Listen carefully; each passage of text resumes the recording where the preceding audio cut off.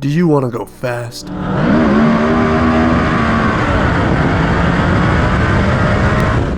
I mean, really fast. Too much rubber on your rear tire? No problem.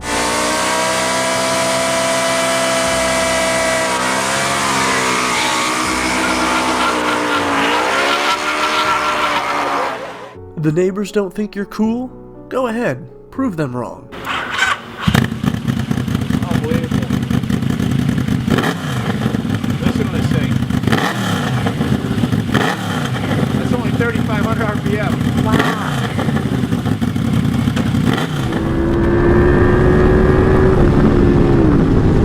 Oh my gosh, dude. Dude, this thing is deadly, bro.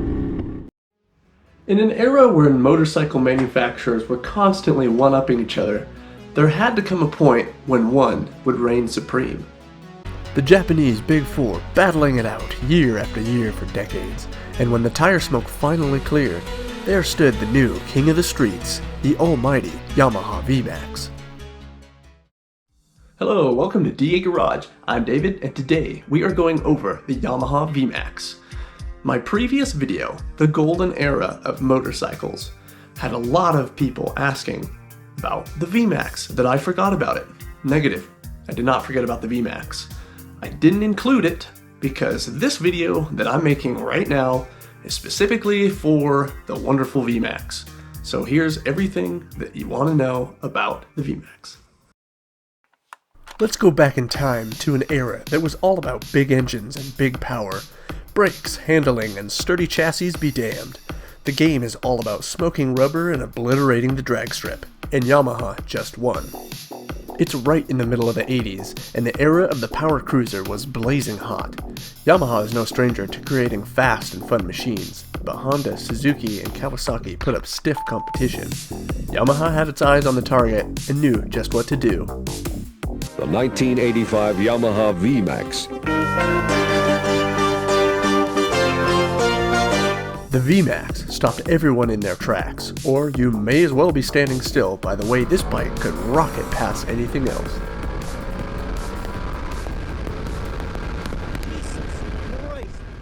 By this decade, motorcycle manufacturers were finally concerning themselves with making bikes that could actually turn corners. Though the new frontier of good handling motorcycles was on the horizon, it was yet to be a big consideration. The name of the game was still about brute force, and the Vmax had the final word about that. The Vmax, the VMX 1200, known in its official capacity, had a very unsuspecting and somewhat accidental beginning. Legend has it that our man, Akira Araki, was visiting New Orleans, and while there, he witnessed a motorcycle drag race happen over the span of a bridge. This Akira man happened to be at the head of the Vmax development. So inspired by what he saw, he shut himself away for a month to get started on creating the ultimate drag bike we know and love today. The unusual conception of the world's most brutal muscle bike doesn't end there. Design is one thing, but what about internals? The secret sauce that'll make this machine purr. A seemingly unlikely candidate at first glance, however, the Yamaha engineers have a method to their madness, and the past has shown that they know what they're doing. Our favorite muscle bike was forged from the rather tame fires of the Yamaha Venture, an overweight, long-distance cruise liner on two wheels. As surprising as it may sound, the engine provided a great starting platform. The Venture produced a healthy, at the time, 90 horsepower. But even back in 1985, 90 horsepower wasn't going to cut it, especially for a motorcycle that was supposed to be the world's quickest production drag bike. The power plant was a monstrous, thinking for its time, 1200cc V4. Cool. How do we bump those rookie horsepower numbers up? Beefier dual overhead cams, bigger valves, higher compression, lighter pistons, stronger crankshaft, bolstered wet clutch transmission, and of course, the mythical V-Boost system. And with that, Yamaha created the soon-to-be wildly popular muscle cruiser. An unlikely conglomeration of things and events birthed the pinnacle of street drag racing on two wheels. Little did Yamaha know that some 40 years later, the Vmax would be known worldwide as the muscle bike.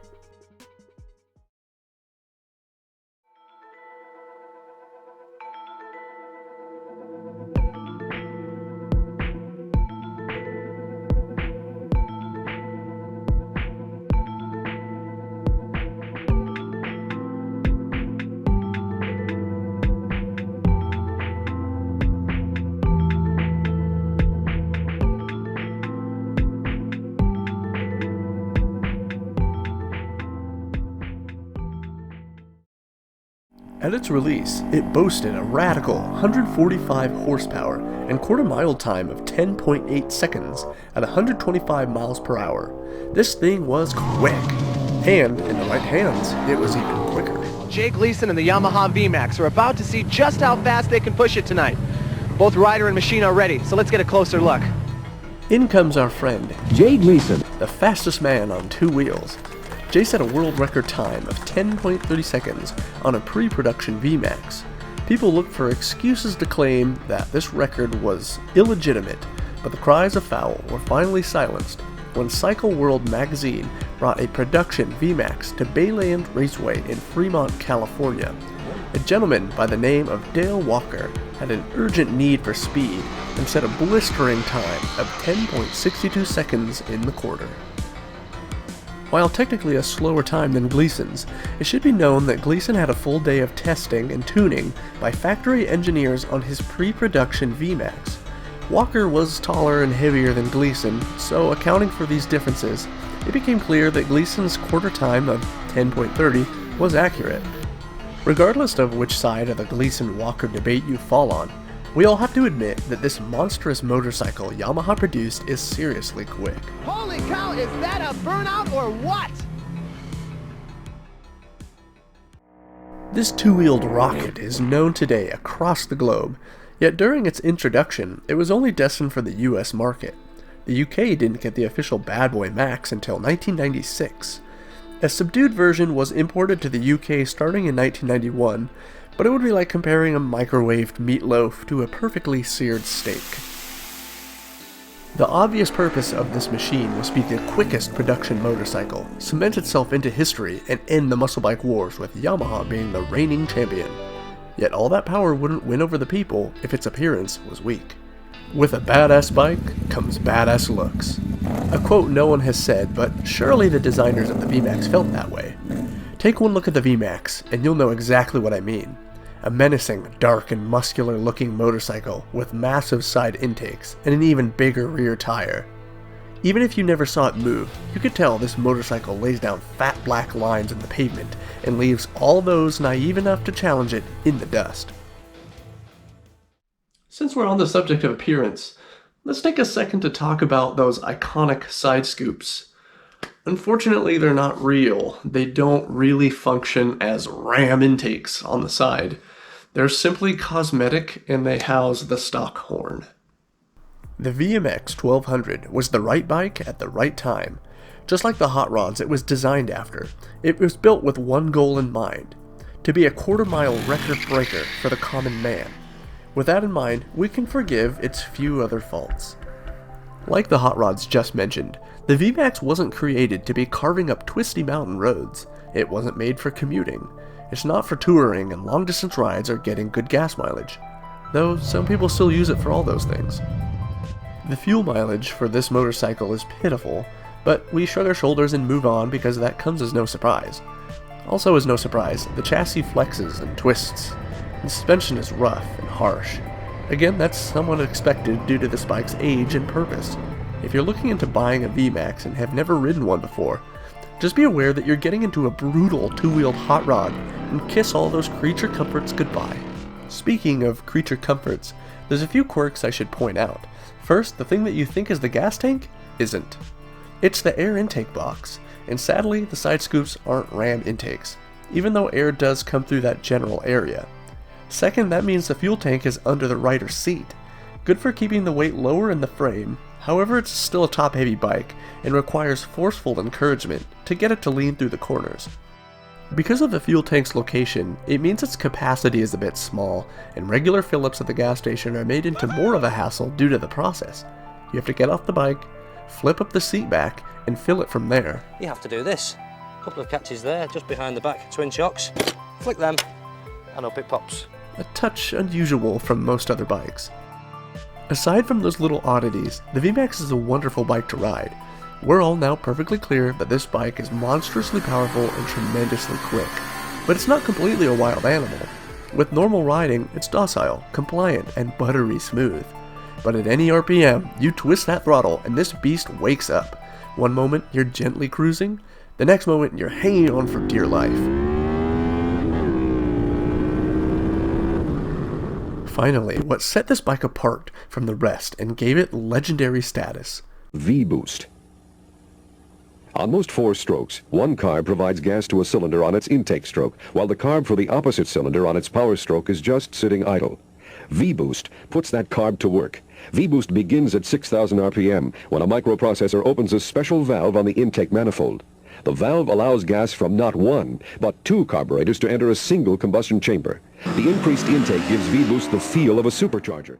An ingenious innovation that set the Max above all others with a design so successful that it remained nearly unchanged for 22 years. From 1985 to 2007, only a few minor changes, or I should say improvements, were implemented, and here's the short list. Chrome and color options were available throughout the years, with some carbon fiber looking bits sprinkled in. Though red was the best color choice. We all know that red is the fastest color. Or maybe with this case, black is the best color. Here's the list of changes for the Yamaha Vmax. Starting with the 87 model.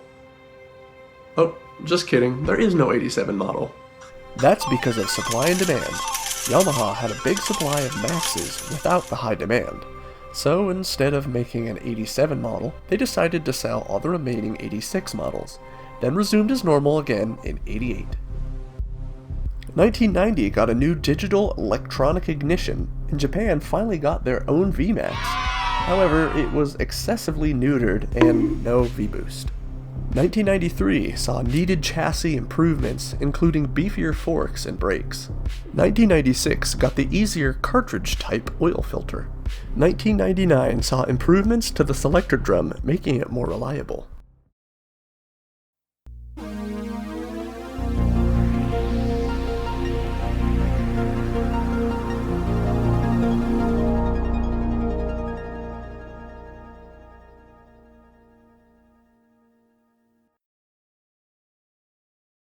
Everyone and everything fades into the inevitable march of time as the clock continues to tick on into the future. The passage of time has been kind to the Vmax, but that comes as no surprise since Yamaha created an iconic masterpiece here. The Max has aged like a fine wine. Sure, some newer ones might be smoother, perhaps a touch more dazzling, maybe a bit easier to live with too, but there's no denying that the legacy the Vmax has built is unshakable. For nearly 40 years, winners and losers have come and gone, yet the Vmax, always unwavering, stands tall and proud. Tell us, how's the Vmax running? Hey, it's running super. Like I've always said, Yamaha Vmax, there is no substitute. But wait! There's more! Hang on to your seat, baby! Cause this one's a screamer! More power, faster speeds, improved handling, strengthened chassis and modern tech. This is the second generation Vmax.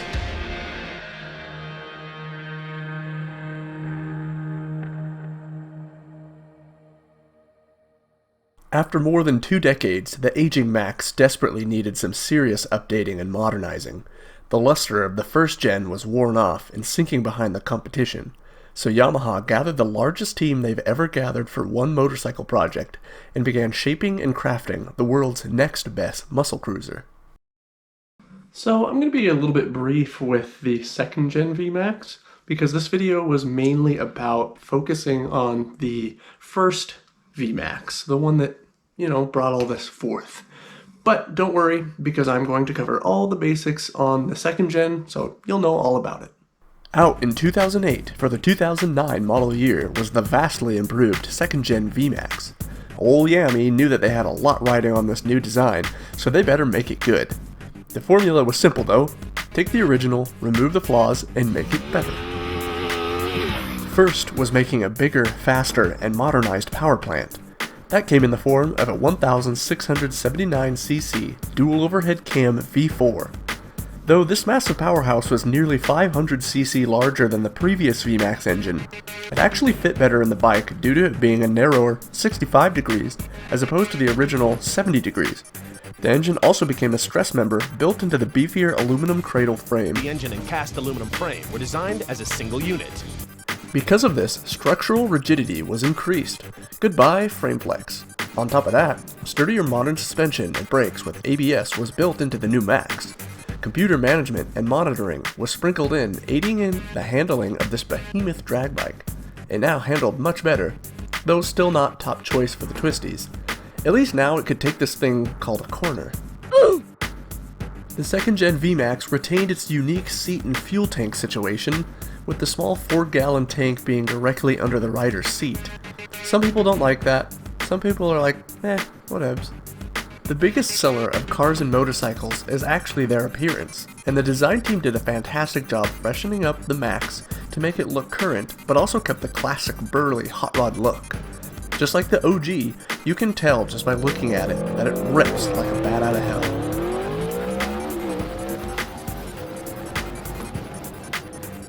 The second gen really is improved and amplified in just about every way.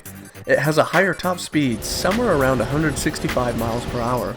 Will go from 0 to 100 miles per hour in a touch above 5 seconds, and zaps the quarter mile in 10.2 seconds, all while weighing in at a hefty 683 pounds.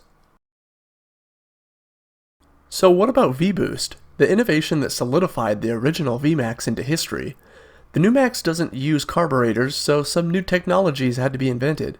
Please welcome YCCT and YCCI and the Genic system.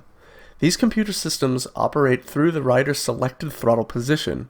This system determines the best ignition advance, valve timings, and injection timings 1,000 times per second. In case you were wondering what Genic stands for, and it's a mouthful, so I'm not going to memorize it.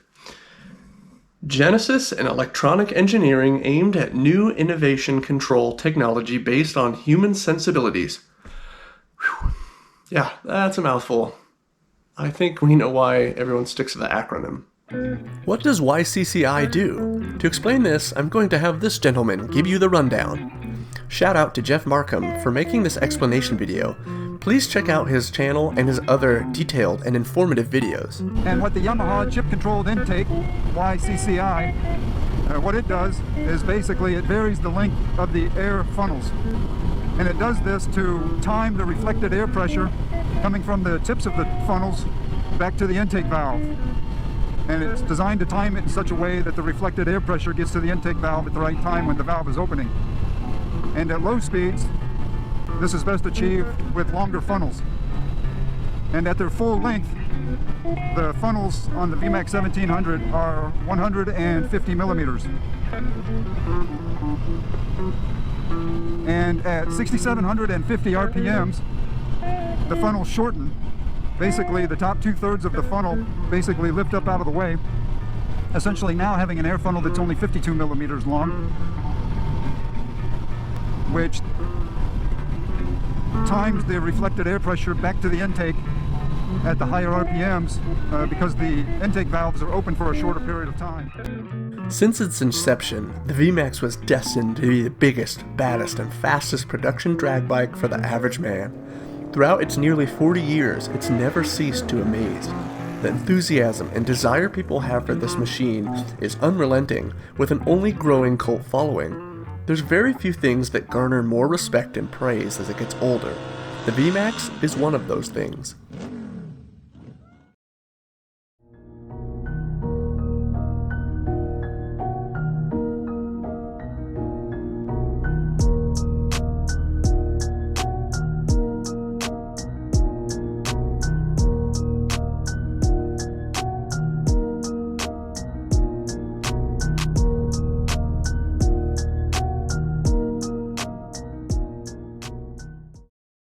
Sadly, the Vmax was discontinued in 2020.